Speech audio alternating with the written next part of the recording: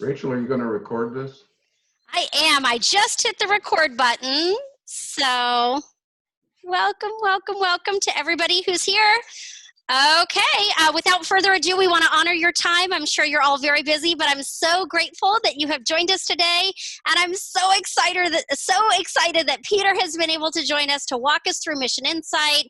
How do we use this as a tool? What are the benefits of it that maybe we haven't been accessing because we weren't aware of how to do it? So without further ado, what we'll do is Peter will kind of do a presentation, explain it to us, and then you guys can blow up the chat or in person ask him any questions that you have when he's done presenting his content to us. All right, so thank you guys so much for being here. And Peter, take it away. Okay, thank you, Rachel. I'm Peter Wernett. I was one of the founders of Mission Insight many years ago, and now we are part of ACS Technologies that also provides data management tools.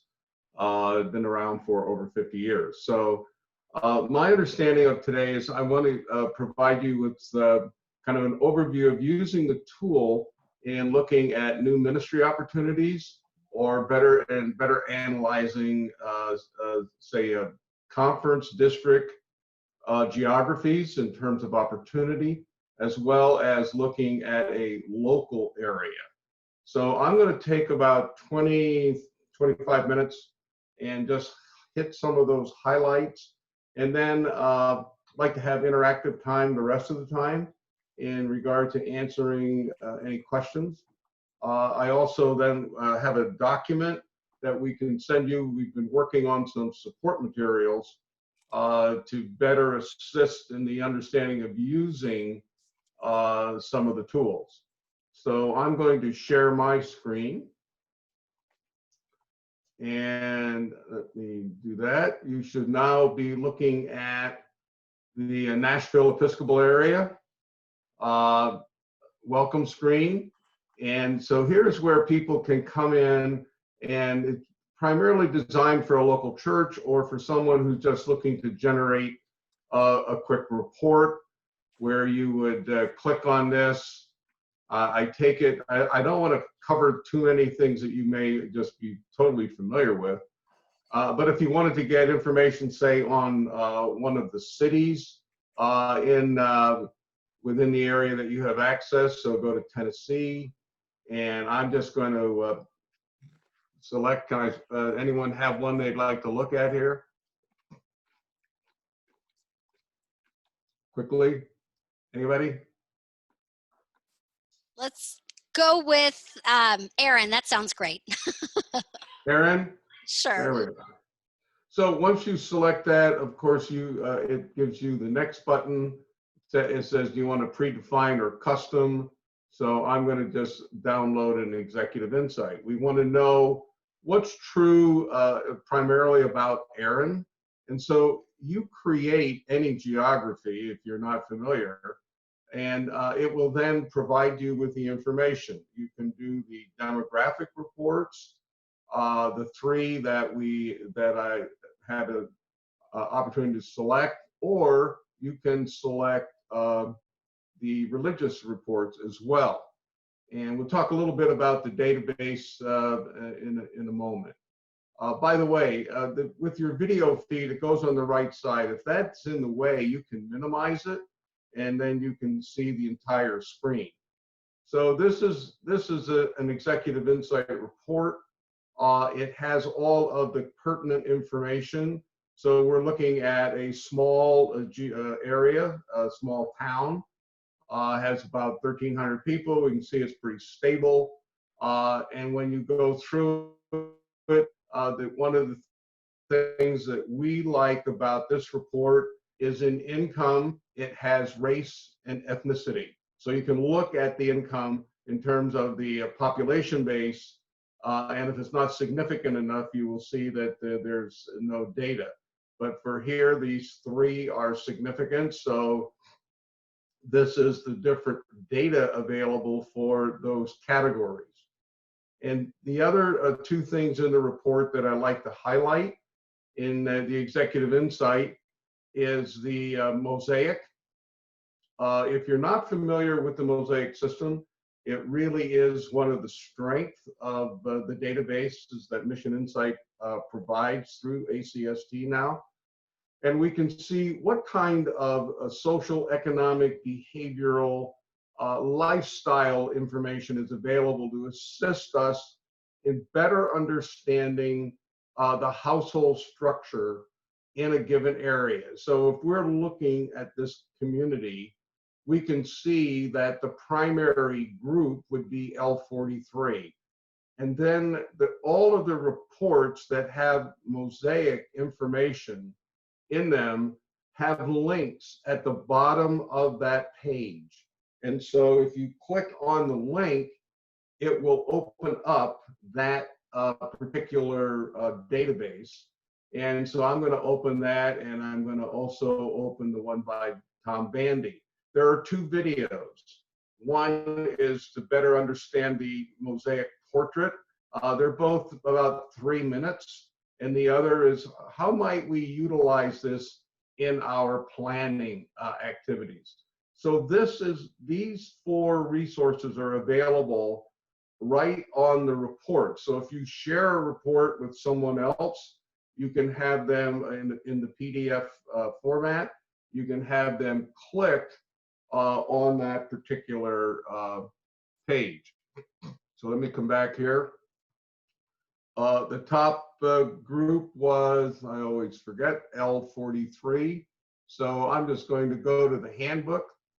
There is introductory material here. If you're not familiar, I suggest you spend a little bit of time and get familiar with the database.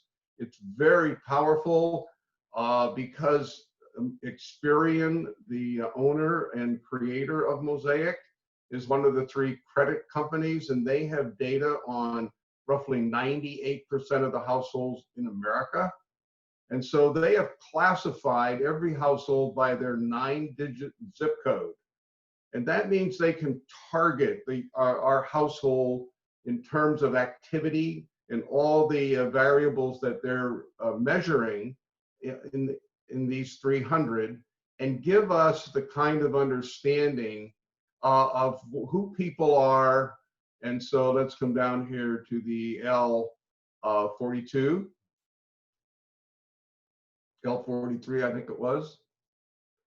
And now we can see, okay, because these are the primary group of households in the area, what's true about these households? How do they tend to live their lives? And because of the scope of information available to Experian, unlike any of the other systems except Prism, you have this kind of information to better communicate, connect, understand these households. So you can look at each of these in any given area. The second page gives more detail, and what you're going to find is true. The center line represents the norm in the United States. So if the bar is to the left, then that group is underrepresented in this particular household segment. If it's to the right, you are overrepresented in that category. And if there is a number, that's times the US average. So for this group, when you see this group in your area, the head of household age is going to be between 51 and 65, and about 87% of these households will have that as a true statement. So you can begin to see who you're communicating with. The other thing that I personally like about this particular page is length of residency. Length of residency is not available in a census-based demographic update. They do not track length of residency, but Experian does. And so I believe this is very important in looking at how we're going to communicate with the people. How long are they going to be there? What kind of longevity are we talking about? And if we're looking at another group, where their length of residency is 1 to 5 years, and we have an existing group where the strength is over 15 years. How are we going to make adjustments to connect with this other group in the area? So I think this length of residency in these is significant. So the other resource that is available here, again, unique to Mission Insight, is to come down to the Mission Impact Guide. And I don't know how many of you are familiar with the name Tom Bandy, but he's an international consultant, has been doing this for well over 25 years. And Tom has made kind of a long pilgrimage of a better understanding and studying the Mosaic system in terms of how can we take this marketing information and shape it in terms of assisting us in ministry activity. And so this document, which was recently updated, gives information on 9 areas of ministry. So given what's true about this segment, how might they respond to different leadership preferences? Which ones are they more apt to be responsive to, and which ones are they more likely not to be responsive to? So this is looking at, again, providing the leadership of a congregation this kind of additional understanding of people, lifestyle choices and activity in relationship to our ministry activity. And so how do they view hospitality? And take notice at the end of each of these pages, there are discussion questions. Again, looking to engage the user or users to better interact with what is being said in the report in relationship to what we're doing in our ministry. So if we're starting a new work in an area, it would be nice, wouldn't it be nice to know, well, who are the households that live there? And then what are these kind of clues that we can learn from in regard to the household structure of those living in that targeted area for our new ministry? Well, how do they view small group preferences? Well, this group's pretty much across the board active. And then how do they see outreach? What are the kind of things that they would participate in? Facilities, how do they view facilities? And finally, financial preferences and communication. One of the other things that is being worked on at ACS Technologies is looking at ways of linking these activities in the Mosaic system to social media campaigns, such as Facebook. So let me come back here and go to my report. I want to show you one additional section, is generations. So when you're looking at a given geography, as we look here, what is the breakdown of the generational categories? So who are we targeting, and who is part of our ministry currently, or as we look forward in the future? And you can see if we're looking at the strength being some more mature individuals, households, then we're looking at a very small percentage of the population. So this is, I think that this particular section is very helpful for any ministry, whether it's existing or whether it is a new activity. So that's what's true in regard to getting a quick report. The other thing, a couple things I want to demonstrate is I'm going to turn on the district boundaries for this particular uh, conference. And I'm going to highlight one of them. And so I'm going to come here and I'm going to highlight this district. And now what we're going to do is ask a question of where something is true across the district. This is called opportunity scan. And so we're going to come to our demographics, and here are the different demographic tools. And so this one is, we're going to scroll down, and I want to know where the strongest presence is of Hispanic, the Hispanic population. And so we're going to go to Hispanic Latino. Here we are. Let's see. Overview. I want to go to racial ethnic trends. That's what I wanted. I want this one. And now I'm going to say, close that. We want it, and I'm going to do it when you do larger geographies. We'll do it by zip code. Again, you have different color palettes. I like this one personally, so I'm now going to scan this entire geographical area, and I'm going to ask it to tell me what is true about this area in regard to the presence of the Hispanic Latino population. Let me move this back just a tad. There we are. So we'll put this here. And now we can see on the map where that population is located. We also have that on our table. And so we're going to scroll down, and this is going to show us where the highest Hispanic Latino population is by zip code.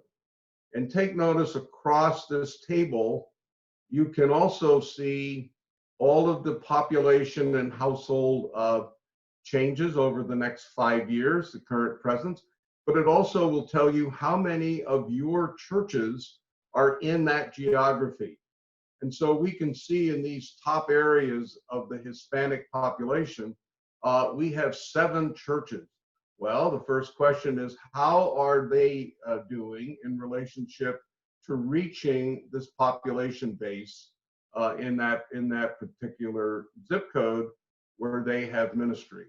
So we can then come and look and see where these geographies are located. So I'm going to pin those top few, and we can see where they are located. Now, the reason this one is outside, this zip code touches the boundary of the district. So here are the 2 top ones within the district boundary. And then you have the opportunity of zooming in, and we could then go to our zip code data, and we could look at what's true about that geography as we analyze it further. The other thing that we can then do is we can go and plot any of the members of the churches in a given area. And for now, I'm just going to plot all of them because I do not know which churches are in that particular area. So let's just see if we have any of them that have members plotted. We do. And so now I'm going to come back and look at which church that would be. And we can see here, we have a church over in this particular area that has their members plotted. So we could then take that and run a comparative insight report and see what is true about the membership of this congregation across the area. Here's the target. We can see we have very few members up here. So it would be helpful if that church had its members plotted. And then it would allow us the ability of analyzing this area further, looking at what's true about the members of an existing church and an area that perhaps we want to target with a new ministry. Because when you look at the, I'm going to clear the opportunity scan so we can see the map here a little clearer. Here are all of the churches in the Nashville Episcopal area that have uploaded their members. So you can do this kind of analysis if you are a conference level user and analyze the presence of existing members in relationship to a geographical area. So for instance, here you have 3 churches. Would it be helpful if these churches have plotted their members and we can begin to see how are they reaching? So here we have a Hispanic a congregation in relationship to these other 2. And again, the ability of analyzing geography in that regard. Now, the next thing I want to demonstrate to you is how the ability of using some different tools, such as the travel Polygon. One of the things that we think is helpful whenever you're looking at doing ministry in any given area is to have a better understanding of what is true about a given area. And if we're looking at targeting a ministry in a local area, then we would suggest you use the travel Polygon as in terms of its walk time. So I'm just going to select a point on the map, and I'm going to click here on this particular church location, and I'm going to go to next, and how many minutes. I'm going to say I'd like to know what's true within a 15-minute walk, and I could do multiple, so we could do more analysis, and I'm going to draw that. So there is roughly, given the streets and the way you would walk, is roughly a 15-minute walk. Now we can go to our demographic page, and very quickly, if we just want to build a demographic report and say we want to just select all the overview, I'm going to come down here, select those, and generate just that data. So this is the kind of tool that you can use during a meeting where you do not need to run an entire report.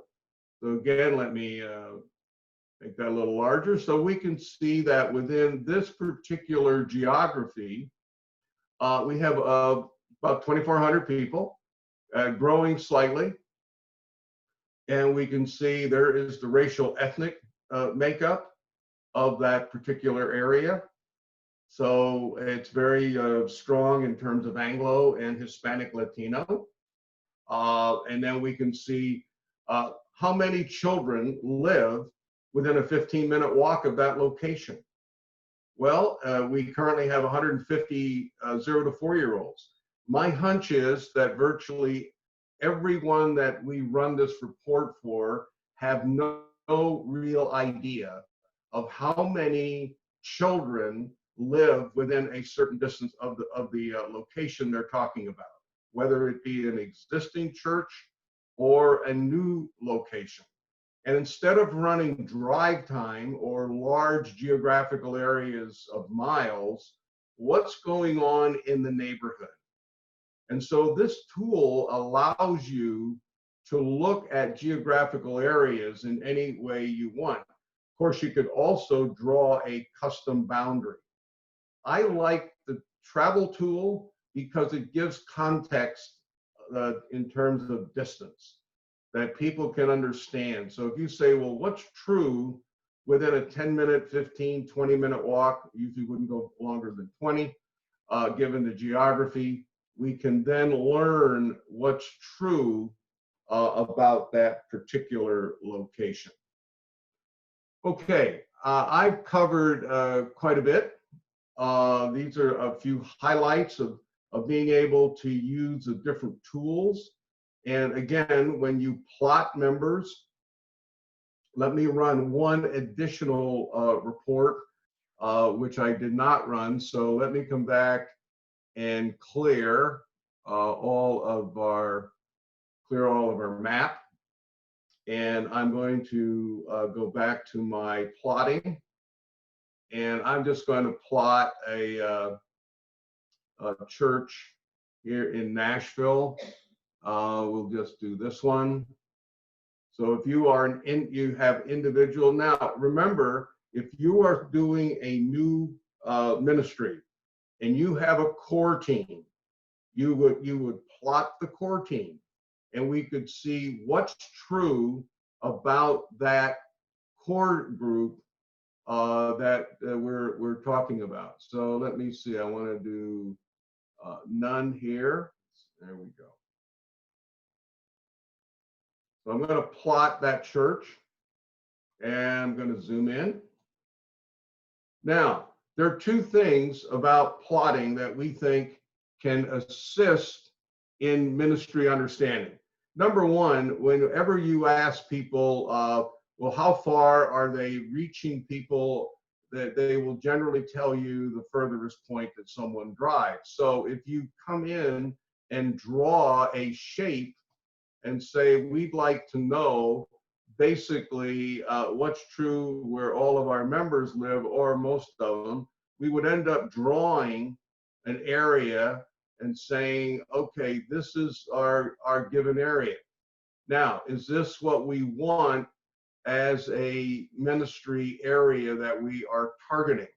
For instance, this particular area, when we look at it under the geographic details, we can see that we're looking at 190 square miles.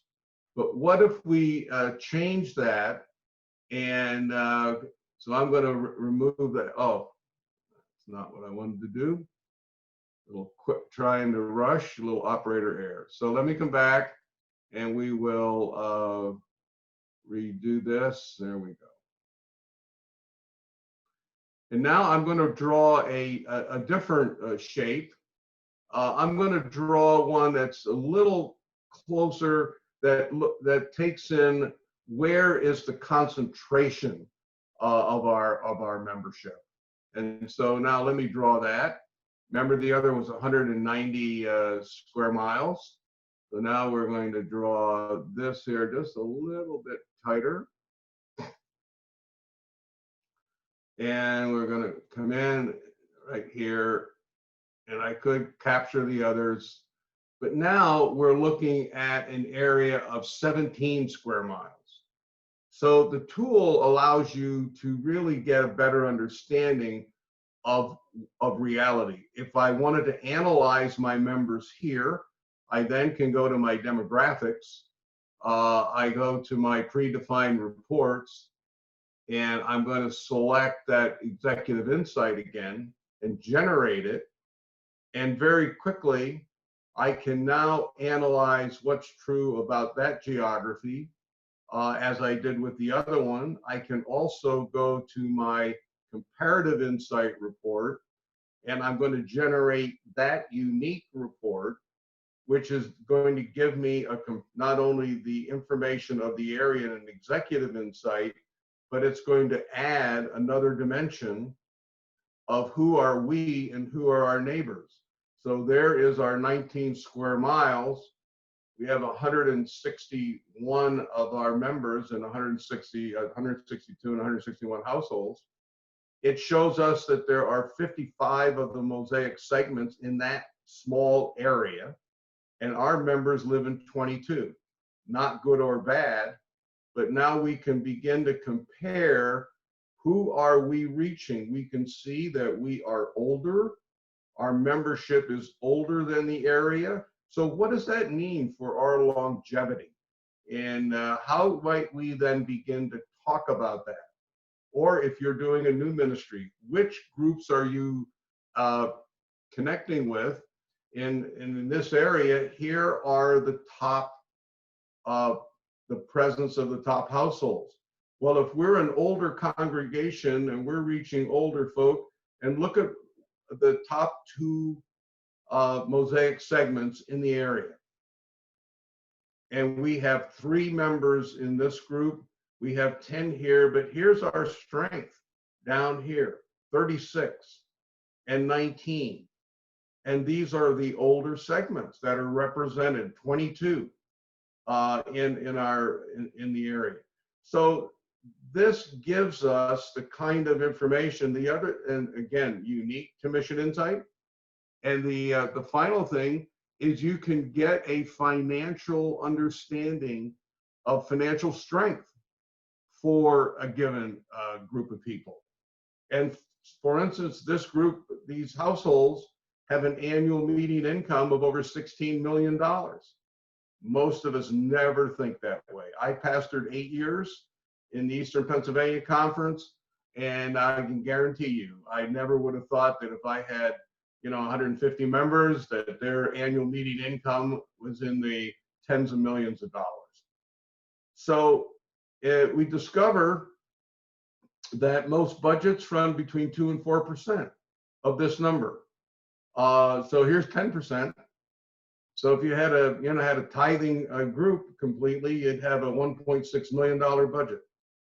These are the kind of awareness, understanding, and I think powerful tools to assist us in our ministry efforts. So we can begin to look at not only an existing area, but if we're going to look at new opportunities in the area, how helpful it would be if all of these congregations had their members uploaded, simple activity, and then we could analyze who they're reaching with the actual existence of the population, look at it within natural boundaries, and all of that is available when you create a shape. If I wanted to look at what was inside these boundaries, I can create that, then save it, and go back and have it redraw the exact geography.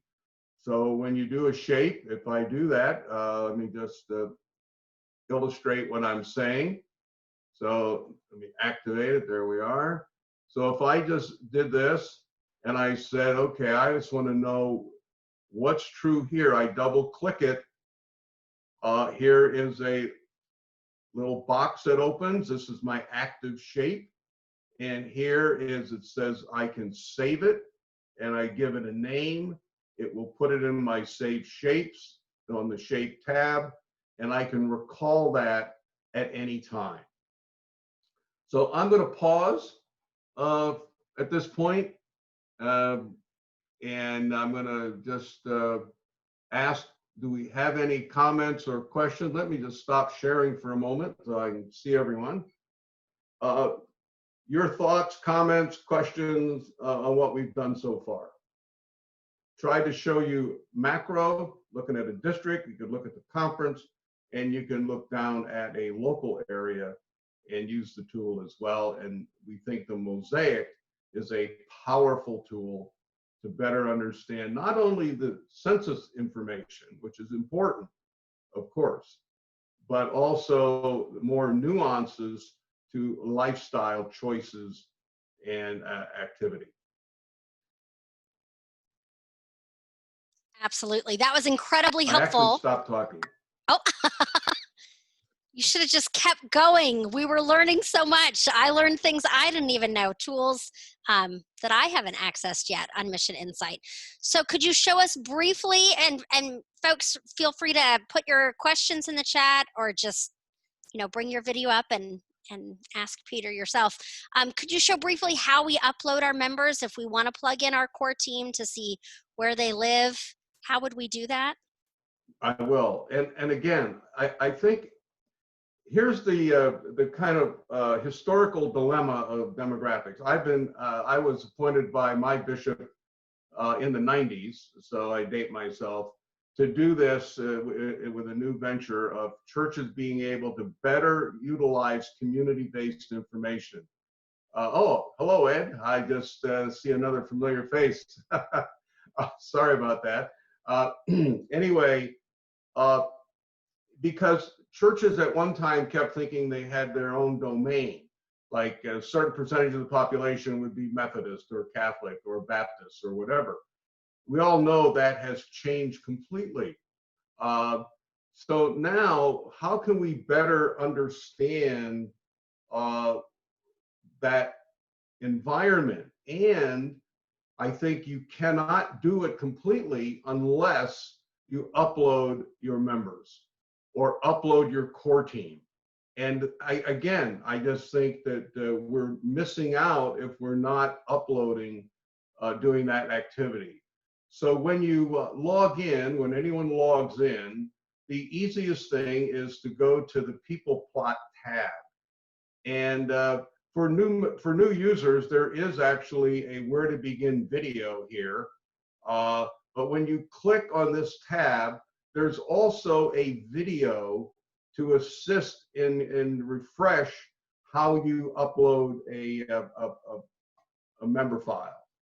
And if you are a local, if your user is for a local area, you can only upload for your local area, whether it's a new start, a new ministry. If you're a conference level user, you can do that anywhere and you can see all of the plotting. So I'm going to go and click on Upload People. It then says Next. It brings me to a new screen and says, what do you want to do? And if I were logged in as a local user, would have my church name here or new ministry name. And remember, you can add new locations. So then it says what kind of people type. We generally suggest people start with the default. You can add a custom one, last update. So if I had uploaded something, it would show that. Then I come here, click next. It shows my name and my email address. And then, so that's who's going to be doing this. It gives you the option of coding a member file by active attenders, visitors, other. So you could have, the other, you cannot edit the fields at this point, but you could use others, say for the core group. And then as people become, begin to participate, they could be added here. And so you can, this is a tool that you can use in an ongoing manner. You can, re-upload it once you have the template. It's pretty simple, and you can keep it current. When you click next, whether you want to add those codes or not, and then here is the template. When you click on it, it opens that up, puts it in my tray, and here is the Excel spreadsheet.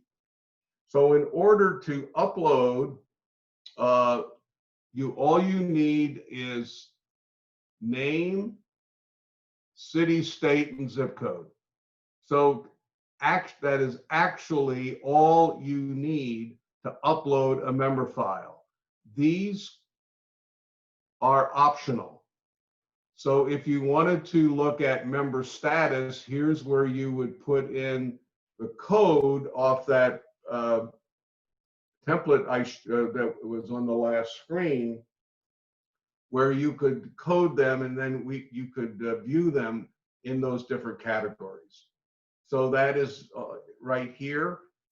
You need this header. So you have to paste this header on your Excel file or take your names and addresses and put them in this spreadsheet. We also strongly recommend that each individual have their own line, their own record. So you can see how many households you have in relationship to the number of individuals, because you most likely may have a household with 3, 4, 5, 6 people. And that way you can see the difference on the report in the comparative insight, because that shows the number of individuals that live in a geographical area as well as the number of households. So that is the file.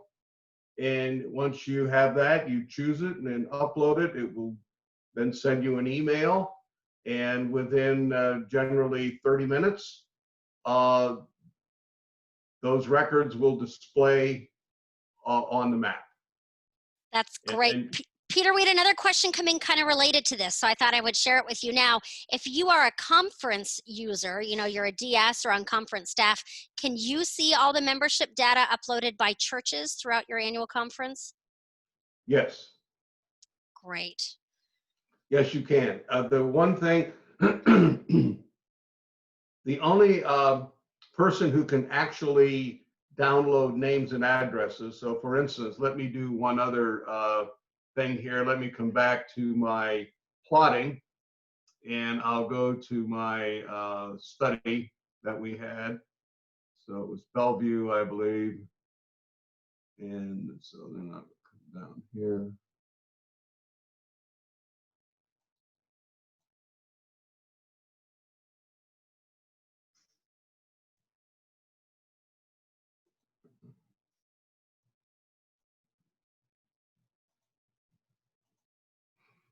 Okay, Peter, now is that, oh, there we go. So if I plot that, oops, different church. Anyway, doesn't matter. So here we can see, look at the difference in the pattern of this church than the other one that we just had. What was the question again? I forgot. Yeah, if conference staff were able to access the membership data. So it sounds like they can find the plotting that you're demonstrating here, but only the church that enters the information can get the names and addresses. That is correct. So let me just draw the shape. That's exactly what I was going to do.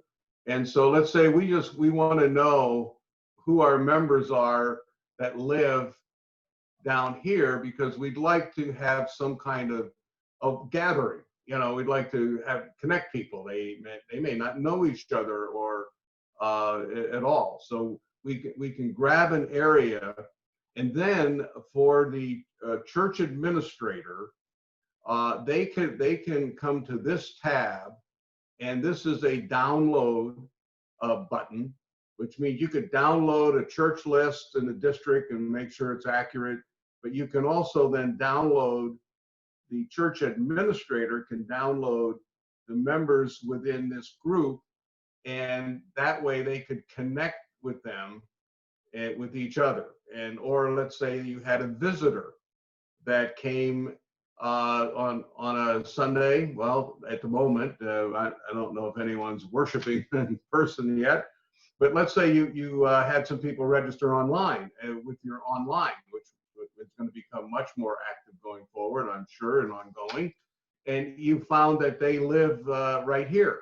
Well, you could add them, and then you could draw a little box around them and the closest neighbors, and you could say, you know, we had a person come to church on Sunday, and they live just down the street from you. Would you mind stopping by and introducing yourself, and let them know that you're part of the congregation as well? So it is a tool that a local congregation can use by identifying where their members actually live in relationship to each other and any other activity in the area. So good question. And but I wanted to show you that additional feature, but a conference level user cannot download that file. That's very unless they helpful. are the church administrator. Great. I have a So, related question from a planter. Let's say that you are starting a brand new faith community, and so you don't have a name, and you have never logged in or registered with Mission Insight because you're just beginning, but maybe you want to plot your core team to see where they live as you're determining, where you should gather for pop-up worship. How would you do that? The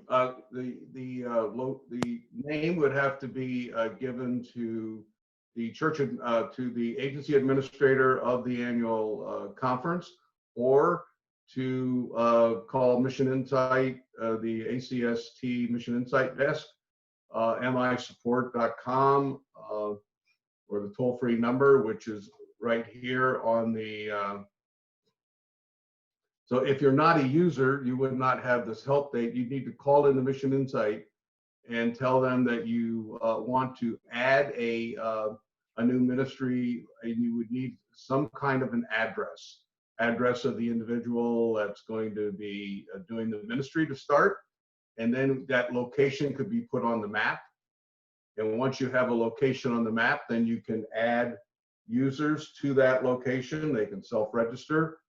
And that is done by using this is a key document that the agency administrators of your conference should have available, because this gives the information on how to self-register.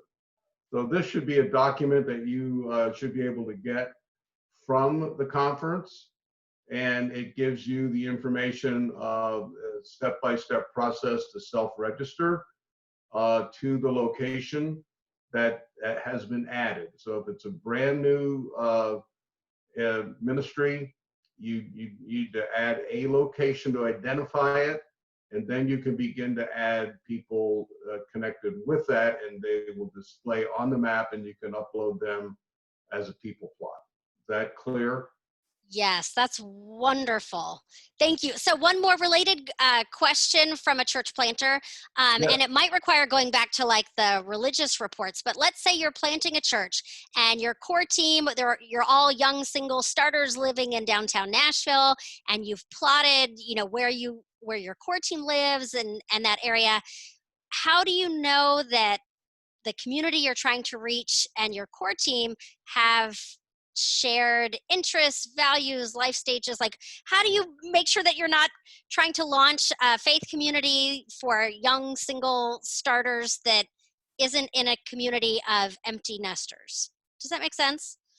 Yes, well, that's where you would take a geography. Let's just take here an area, and so let's say we're looking at downtown Nashville, right? So I'm going to come over here, and I'm going to create a shape, and that needs to appear. So when that does, I'm going to say, okay, we'd like to create something of people that live inside this area.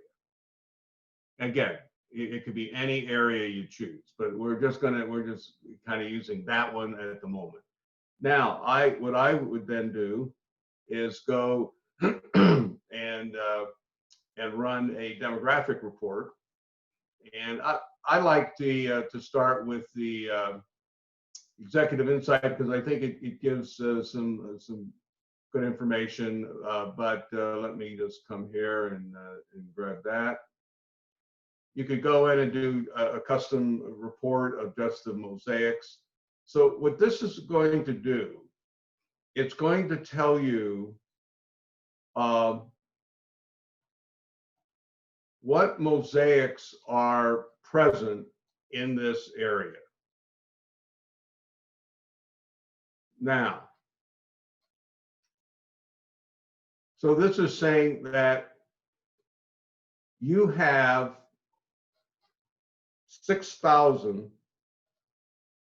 households of single starters, striving single scene, and young city solo urban edge. So that would mean I'm planting the right kind of faith community if I was trying to start one for singles, right? That would be encouraging. Yes. Now, the next thing that you can do is you can then go to the Mission Insight welcome page, and here is a address purchase list. But it can be used, you have to do the disclaimer, but you can come in here and you could say, I forgot which one, O54 and G25. So I'm going to go, oh,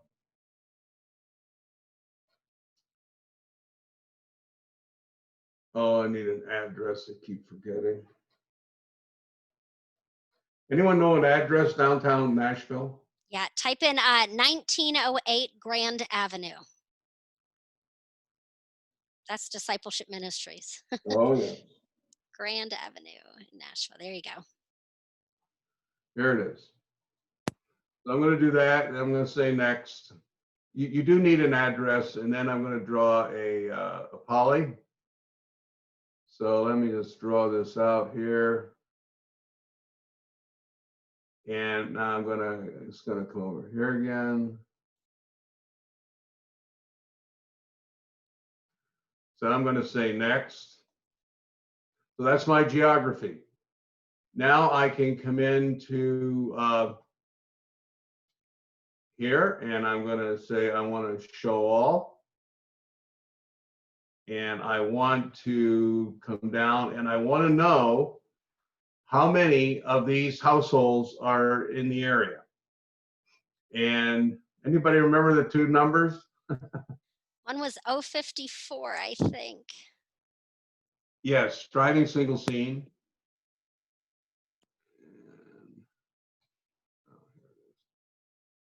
G25. So now I'm going to do urban edge and striving single scene. I'm going to say next, and it now shows me that if we wanted to do something, we have 3,476 of those households in the area. Now, if we wanted to purchase those, you could then go and purchase them. They're 10 cents a record, a minimum purchase of 500 records for $50. So it can then, you have an additional understanding of how many of those kind of households you're going to have in the area. And if you purchase this mailing list as a ministry tool, you now then have all of their names and addresses. You do not have emails or phone numbers. So there are limits in terms of these databases, but it does give you the names and addresses, and they tend to be about 80% accurate in any mailing list. So that's great. I'm so sorry to interrupt, Peter. I really want to honor your time. I know we only have a few minutes left, but I have a few more questions to ask if you're up for some rapid fire questions. One person wanted to know if Mission Insight offers any type of coaching service for local churches, not just training on how to run reports, but how to interpret the data. Yes, there's information being developed to do that. Yes, and you just they would need to contact Mission Insight, ACS Technologies, and they could begin to give you that information. That is being developed as we speak, and there are tools available that could be provided. Yes. Wonderful. And you referenced the social media component that is also being developed. Is there a timeline for when that will be available as well? The hope is before the end of the year. Wow, that's wonderful. And one final question from a planter in terms of how to use all of these great resources and tools in starting a new faith community. I loved how you showed the plotting thing to figure out, you know, is this the right location to start a new church? But the religious insight, like the Tom Bandy reports, are what I feel would be gold for a planter, because it says, listen, if we want to start a really eco-friendly, social justice-oriented church, and we pull up those reports, and maybe the singles and strivers, the 052 or whatever, they don't care about that at all whatsoever. That's not going to get them to show up. That would help you reevaluate, is this the right location? Should we move locations, or should we shift our DNA family and what it is that we want to be about, which can be more challenging, especially if you have that core team together. So this is just so helpful. There's so much information. And one other question, as some church planters, sorry, my audio went out there. Some church planters are trying to start house church networks, or as they're doing online worship, I know of one church in Virginia that has like a group out in, let's say, New Mexico, that are all watching together, 5, 6, 7 households. If you wanted to plot them, that becomes trickier with Mission Insight, right? Because aren't you confined to the boundaries of that annual conference? Actually, it will plot them. On the map, you can zoom out and see them. You won't be able to access data about them, but you could see them. Okay, so that's helpful. So that's where maybe we live into our connectionalism and you reach out. If I'm starting a house church in Michigan, I'll just call Dirk and say, can you run a Mission Insight report for me on this address so I can learn more? Actually, the Path One agreement, you have national access. So you can, through that agreement, you could run a report anywhere in the U.S. That's great. Okay, so now Peter, now my email is going to blow up with all these people wanting that. Thank you so much. Well, sorry about that. It is true. I've done that nationally. Dirk has a little extra time. Oh, hello, Nathan. Good to see you again, man. Yay. They got extra time out there, and especially out in the heartland. You're going to see the Path One login like blow up as I just give the user. Well, no, I won't do that. I will honor that. Actually, yeah, I need to get one of those and set that up with you. Anyway, I'm yes, so grateful. the national agreement has access to anywhere in the U.S. All right, wonderful. Are there any other outstanding questions before we finish our time together? This has just been so helpful, and I'm so glad we've been recording it so that other people can watch and follow along. My goodness, it was just, yeah, extremely helpful to me, and I'm sure everyone else here. And if anyone has a question, you're more than welcome to email me. I'm still doing supportive things. My hunch is that I'm going to be around till next summer, and then I think I'm going to kind of take it a little easier going forward. I've been doing this much too long at one level, but I'm definitely available. And my email, just my new email, is Peter W at acst.com. And they're the new parent company, and so that would be my new email. All right. I think I put it in the chat there properly. Well, again, thank you so much for your time. This was wonderful. Thank you, all of you who joined us and watched live and had wonderful questions. We look forward to continuing to learn from you and from the reports and these resources that you offer here at Mission Insight. So thank you again, Peter. Thank you, Rachel. Thank you, everyone. Hey, Martin, a shout out to Martin Lee. We go back a few years as well. So You're very well connected. Take care, All right, take care. Bye.